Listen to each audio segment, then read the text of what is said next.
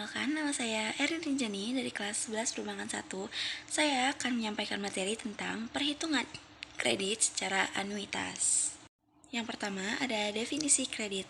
Kredit secara anuitas adalah jenis pinjaman di mana cicilan dibayarkan secara berkala dengan jumlah tetap sepanjang masa pinjaman. Setiap cicilan terdiri dari bunga dan pokok pinjaman, sehingga seluruh pinjaman lunas di akhir periode. Metode ini memudahkan perencanaan keuangan karena cicilan konstan. Sering digunakan untuk KPR atau kredit kendaraan di Bank Indonesia. Pengertian anuitas sendiri adalah serangkaian pembayaran tetap yang dilakukan secara berkala untuk melunasi pinjaman. Dengan kredit anuitas, total angsuran pokok ditambah bunga konstan setiap periode meskipun komposisinya berubah. Dasar akuntansi kreditnya menurut PSAK 50, kredit dicatat pada nilai wajar. Dengan bunga diakui secara efektif, jurnal mencakup pengakuan aset atau liabilitas, amortisasi, dan pembayaran. Karakteristik utamanya, yang pertama ada angsuran bulanan tetap, yang kedua suku bunga stabil, yang ketiga tenor tetap atau misalnya 12-120 bulan, dan yang keempat komposisi bunga dominan di awal, pokok dominan di akhir. Nah, lalu di sini ada jenis-jenis anuitas, yaitu ada anuitas langsung dan anuitas tertunda. Anuitas langsung adalah pembayaran dimulai segera setelah peminjaman, umumnya untuk kredit kendaraan.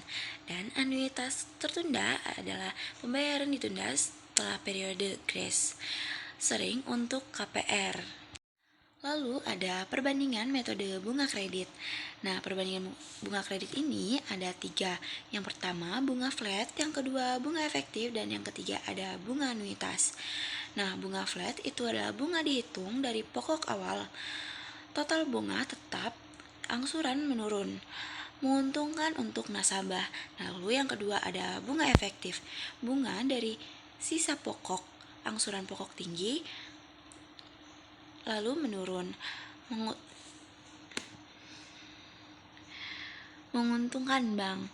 Nah, lalu ada bunga angsuran, bunga dari sisa pokok, angsuran awal tinggi lalu menurun, menguntungkan untuk bank. Nah, lalu di sini ada rumus anuitas, ialah A sama dengan P dikali I dalam kurung 1 ditambah I tutup kurung pangkat N, lalu dibagi dengan dalam kurung 1 ditambah I tutup kurung pangkat N dikurang 1. Nah, keterangannya itu ada P, I, N, dan A. P adalah jumlah pinjaman, I adalah suku bunga per periode, N adalah jumlah periode, dan A adalah angsuran yang dibayar setiap periodenya. Nah, di sini juga ada contoh soal. Pak Budi meminjam uang sebesar 200 juta dari bank dengan suku bunga 10% per tahun. Pinjaman ini akan dilunasi dalam 3 tahun dengan anuitas tahunan. Berapakah besar anuitas yang harus dibayar Pak Budi setiap tahunnya? Nah, pembahasan hasilnya yaitu diketahui P, I, dan N. P sama dengan 200 juta, I sama dengan 10% per tahun, dan N sama dengan 3 tahun. Nah, yang ditanyakan yaitu angsuran per tahunnya. Nah, caranya itu ada A sama dengan P dikali I dalam kurung 1 ditambah I tutup kurung pangkat N dibagi dengan dalam kurung 1 ditambah I pangkat N dikurang 1.